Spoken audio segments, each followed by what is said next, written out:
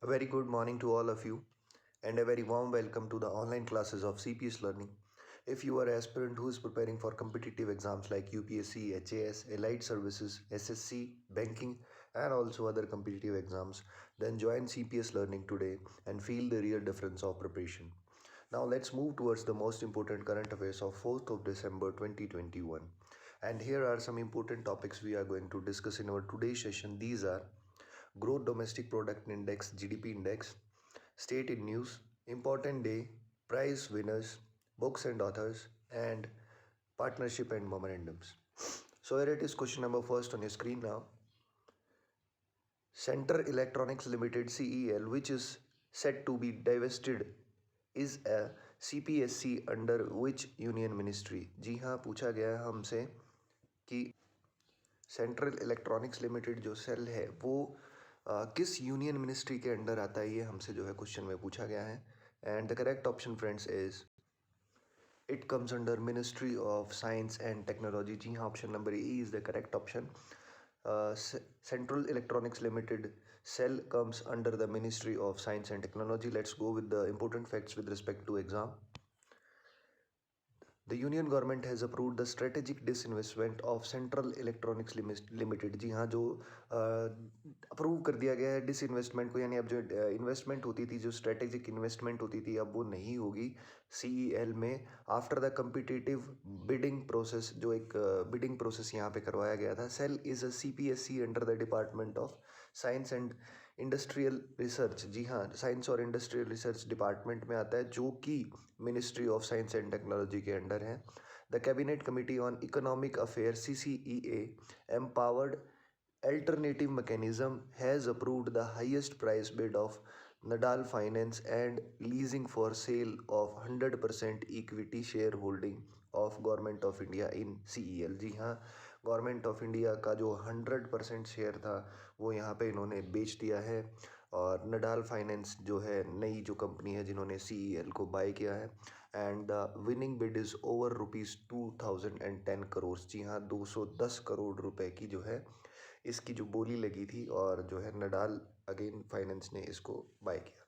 बढ़ते हैं हमारे अगले क्वेश्चन की तरफ.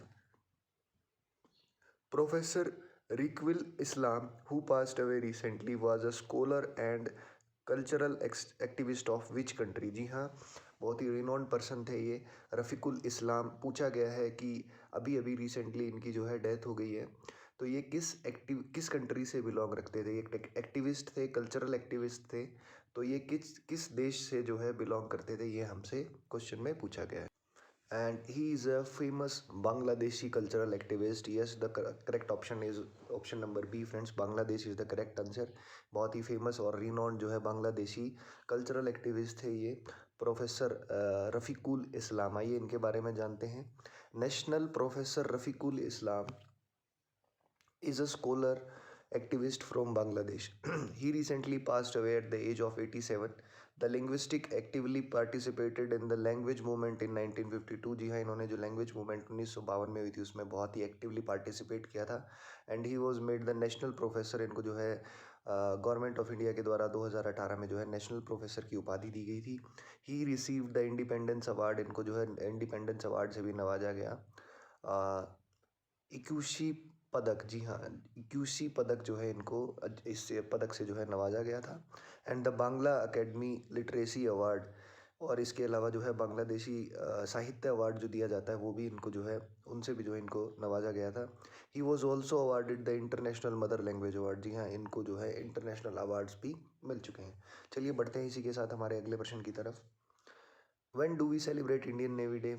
हम इंडियन नेवी डे जो है कब सेलिब्रेट करते हैं, बहुत ही एक जो है important question. And the correct option is option number D. जी हाँ, आज ही के दिन हम सेलिब्रेट करते हैं Indian navy day.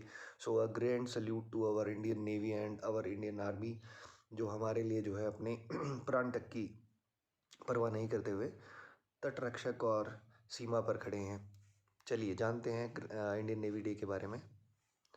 Indian Navy Day is celebrated every year on 4th of December to highlight the role of achievements and difficulties that Navy people face. जी हाँ, जो नेवी है हमारी भारतीय नेवी, हमारे प्यारे भारत की जो तटरक्षक है, उनका जो रोल है, उनको जो उनकी जो अचीवमेंट्स हैं, उनको जो मुसीबतें होती हैं, उस उनको जो है याद में उनको इस चीज़ को प्रोत्साहित समझ लीजिए, या एक तरीके से हम उनको कोमेमोरेट करने के लिए इस दिन को जो है सेलिब्रेट करते हैं हर वर्ष 4 दिसंबर को। बढ़ते हैं हमारे अगले प्रश्न की तरफ। Alexa Putellas, who won the Women Ballon d'Or Award 2021, belongs to which country? So basically ये जो अवार्ड है बैलन डी और ये दिया जाता है बहुत ही जो रीनोन फेमस फुटबॉल पर्सनैलिटी होता है पूरे साल का, उसे जो है इस अवार्ड से जो है नवाजा जाता है। तो इस बार जो फीमेल अवार्ड है वो मिला है एलेक्सिया पुटेलास को। पूछा गया है ये किस देश से बिलोंग करती हैं, and the correct option friends is option number B, Spain. जी हाँ, ये स्पेन से बिलोंग करती हैं। आइए जानते हैं इस अवार्ड के बारे में कुछ महत्वपूर्ण facts. Spanish footballer Alexa Putellas has been awarded as the Ballon d'Or Feminine means female award for 2021 during the 2021 Ballon d'Or France Football Award. Fan club Barcelona midfielder Alexia Putellas, जी हाँ, जो ये midfielder हैं, यानी जो इनकी position है football में जो जहाँ पर खेलती हैं वो मिडफील्डर के रूप में ये खेलती हैं। ये जो है सिर्फ तीसरी ऐसी महिला है जिसको इस अवार्ड से नवाजा गया है। और इनके अलावा जो है अर्जेंटीना के लायनल मेस्सी, जी हाँ, मेस्सी को जो है मेल बैलन डी और अवार्ड से भी जो है नवाजा गया, और उनको जो है इस अवार्ड से 7वीं बार जो है इनको ये अवार्ड मिला है। बहुत ही एक बड़ी उपलब्धि उनके लिए। And 19-year-old Pedri of Barcelona won the Kopa trophy for the best player aged under 21। जी हाँ, जो 21 साल से जूनियर प्लेयर्स हैं उनको जो है सबसे बड़ा उनके लिए अवार्ड है कोपा ट्रॉफी, जो इस बार जीता है 19-year-old पेड्री ने। बढ़ते हैं हमारे अगले प्रश्न की तरफ। Alipur geological garden which was in news is located in which of the Indian state और यूनियन टेरिटरीज। सो बेसिकली पहले जानते हैं कि क्यों जो है ये न्यूज़ में था। तो जो ये आपका अलीपुर जियोलॉजिकल गार्डन है ये बेसिकली कोलकाता है, यानी जो करेक्ट ऑप्शन आपका वेस्ट बंगाल है। तो ये जो है लास्ट हाल फिलहाल में काफ़ी एनिमल्स को अडॉप्ट कर रहे थे, एक जनरल अवेयरनेस फैलाने के लिए, एनिमल्स के प्रति जो है लोगों का जो नज़रिया उसको बदलने के लिए थोड़ा सा। तो इसलिए जो है काफ़ी न्यूज़ में है ये अलीपुर जो जियोलॉजिकल गार्डन है, and it is basically in Kolkata which is in West Bengal. आइए जानते हैं अलीपुर जियोलॉजिकल गार्डन के बारे में। Alipore geological garden is in Kolkata has introduce month long adoption of animals. जी हाँ, 1 महीने तक इन्होंने जो है इस अभियान को चलाया जिसमें जो है ये एनिमल्स को अलग अलग तरीके से अलग अलग एनिमल्स को जो है अडॉप्ट कर रहे थे और उनके बारे में पब्लिक अवेयरनेस जो है फैला रहे थे। The zoo also had 3 year long adoption process in practice. जो है एक ईयर लॉन्ग प्रैक्टिस जो है यहाँ पे मतलब 1 साल का भी इन्होंने एक प्रोग्राम रन किया है साथ ही साथ इसके। As per the zoo officials के द्वारा जो है ये स्टेटमेंट दी गई है, adoption have been lowered and people are being encouraged to adopt lesser। यानी कि जो ये बेसिकली एक मुहिम थी जहाँ पे लोग अपने पेट्स को जो है वहाँ पे छोड़ कर जा रहे थे और ये जो है एनिमल्स को अडॉप्ट कर रहे थे। तो अभी इनके द्वारा जो है स्टेटमेंट में बताया गया कि अब जो एनिमल्स उनके पास पहुँच रहे हैं वो जो है काफ़ी कम है, पहले से कम होते जा रहे हैं। तो लोगों को जो है अब अहमियत समझ में आ रही है पेट्स की एंड एनिमल्स की। और बर्ड्स भी हैं जो है इसमें, एनिमल्स हैं काफ़ी सारी जो है स्पीसीज़ इनके पास जो है आ रही थी। तो काफ़ी अच्छी चीज़ है ये, बहुत ही एक अच्छा, मैं जो है इसको प्रैक्टिस बताऊंगा, काफ़ी जो है हेल्पफुल है। एनिमल्स को जो है प्यार करना चाहिए, वो भी बहुत ज़रूरी है। Not only humans are important, every life on earth is equally important. बढ़ते हैं हमारे अगले क्वेश्चन की तरफ। To prevent disaster which bill was passed by the parliament in December 2021। जी हाँ, ये 2019 से जो है चला आ रहा है। आप गेस कर पा रहे होंगे ऑप्शन। जी हाँ, 2019 में जो है इस बिल को पहली बार उठाया गया था और अब पास किया गया है दिसंबर 2021 में। और ये बिल है डैम सेफ्टी बिल। जी हाँ, डैम सेफ्टी बिल 2019 को जो है अभी पास कर दिया गया है। आइए जानते हैं इस बिल के बारे में। The parliament on Tuesday pass to a bill to prevent dam disaster through regular surveillance, inspection, operation and maintenance. जी हाँ, ये सारे के सारे ऑपरेशंस जो है इसी स्कीम के अंडर आते हैं, इसी बिल के अंडर आते हैं कि कैसे उसको डिज़ास्टर को जो है मैनेज किया जाए। रेगुलर जो है उसकी डैम्स की सर्विलेंस होनी चाहिए, उनकी इंस्पेक्शन होनी चाहिए, ऑपरेशन है यानी जो वहाँ पे मेंटेनेंस और ऑपरेशन है उसका काम जो है रूटीनली होना चाहिए। और राज्यसभा ने जो है इसको अप्रूव कर दिया है इस बिल को। Opposition parties calling it an assault on federalism and demanding that the bill sent to select committee for scrutiny. जी हाँ, ये अपोजिशन जो है इसके खिलाफ काफ़ी आवाज़ उठा रही है कि ये बिल जो है ढंग से पास नहीं किया गया है और उसमें जो है डिमांड्स हैं उनकी कुछ अलग, तो उनके द्वारा बोला गया है कि इसको स्क्रूनिटी के लिए भेजा जाए, यानी इंस्पेक्शन के लिए जो है इस बिल को भेजा जाए, उसके बाद जो है पास किया जाना चाहिए था, but it is pass now. देखते हैं आगे क्या होगा। चलिए बढ़ते हैं हमारे अगले क्वेश्चन की तरफ। Which African country has pledge to end child marriage by 2030। जी हाँ, पूछा गया है कौन सा साउथ अफ्रीकन देश, जो अफ्रीकन देश जो है जो चाइल्ड मैरिज है यानी जो बाल विवाह की प्रथा है उसको 2030 तक समाप्त कर देगा।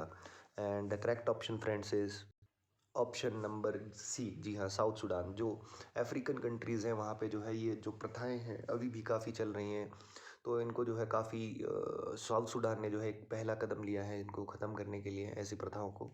आइए जानते हैं इनके बारे में।